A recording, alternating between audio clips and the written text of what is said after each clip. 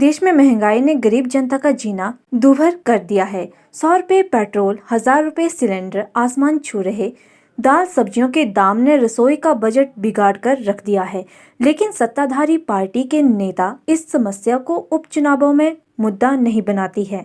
भाजपा के प्रदेश सह प्रभारी ने शिमला में पत्रकार वार्ता के दौरान सरकार की उपलब्धियां तो गिनाई, लेकिन महंगाई उनके लिए कोई बड़ी बात नहीं है। उन्होंने कहा कि उज्ज्वला योजना के तहत गृहिणियों को मुफ्त सिलेंडर दिया गया, लेकिन जब उनसे सिलेंडर के दाम पर सवाल किया गया तो उन्होंने इसे यह कहकर टाल दिया कि महंगाई का समय परिस्थितियों से कोई लेना देना नहीं है। मैं उन व्यक्तियों की बात करता हूं कि जो व्यक्ति जब वोट के बूथ के अंदर एंटर करता है तो उसके ध्यान में ये होता है कि भी मैं उस व्यक्ति को वोट डालूं जो व्यक्ति मेरे एरिया का यहाँ से विकास कर सके, जो मेरे एरिया की समस्याओं को सरकार में उनको सॉल्व करा सके और जो मेरी आवाज़ को वो पूरी बुलंदी पर पहुंचा सके। मुझे लगता है कि ये विषय हर वोटर के माइंड के अंदर सबसे अग्रिम रहता है।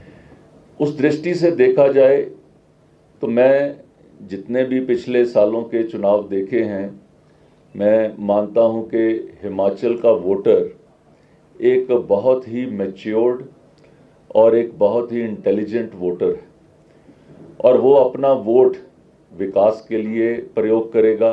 वो अपना वोट, उपचुनाव है, दोनों उपचुनावों में केंद्रीय सरकार और प्रदेश की सरकार दोनों ऑलरेडी काम कर रही हैं। उसके अंदर वो अपने क्षेत्र की भागीदारी कैसे बढ़ा सकता है और अपने लिए और क्षेत्र के लिए विकास की धारा को कैसे खोल सकता है।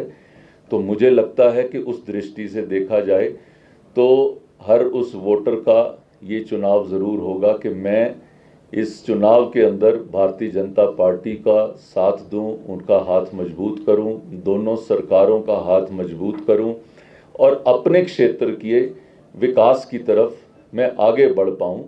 ऐसी सोच मैं सोचता हूं कि जो मैच्योर्ड वोटर है वो इस चीज़ के लिए करेगा और विकास के लिए वो वोट करेगा। कि प्रदेश की सरकार विकास के अंदर पिछले सारे रिकॉर्ड को तोड़ते हुए प्रदेश की सरकार आगे बढ़ी है। ख़ास तौर के ऊपर आप पिछले 4 सालों के अंदर आपने देखा होगा, ये जो पिछले 1.5 साल का समय तो एक प्रदेश के लिए ही नहीं, देश के लिए नहीं, दुनिया के अंदर एक अभूतपूर्व समय सारी दुनिया ने देखा। ऐसी महामारी शायद 100 सालों में जो है किसी व्यक्ति ने पहली बार देखी है कि किस तरह से पूरी दुनिया उसमें से निकली। लेकिन आप अंदाज़ा लगाएं कि उस चीज़ के अंदर उसको हैंडल कैसे किया गया, चाहे वो प्रदेश है और चाहे वो अपना देश है।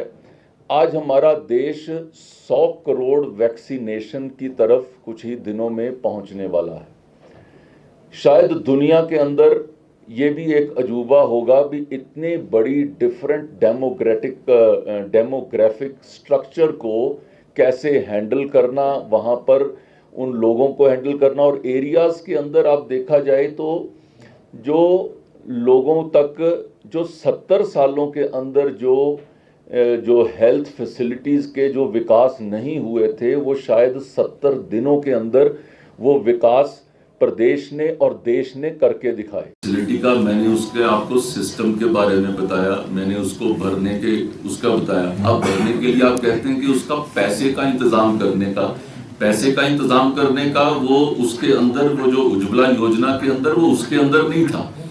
हमने घर घर तक हमने घर घर तक उस चीज को पहुंचाया जो चीज आज तक 70 साल तक जिसको इग्नोर किया गया था। हमने उसका मैकेनिज्म, उसका भरने के मैकेनिज्म को आसान किया।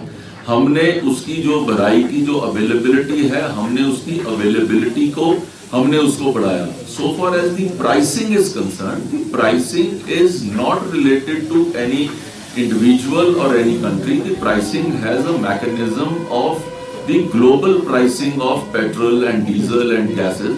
So that is how the price is controlled. It is not related to any norm. इस चीज को आप भी समझते हैं, हम लोग भी समझते हैं। आज ये फैक्टर रहा ही नहीं है। आप देखिए चुनाव के अंदर आपको कहाँ ये फैक्टर दिख रहा है? नहीं सर, जब विपक्ष में थे आप तो प्रदर्शन करते थे जब पेट्रोल बढ़ता था।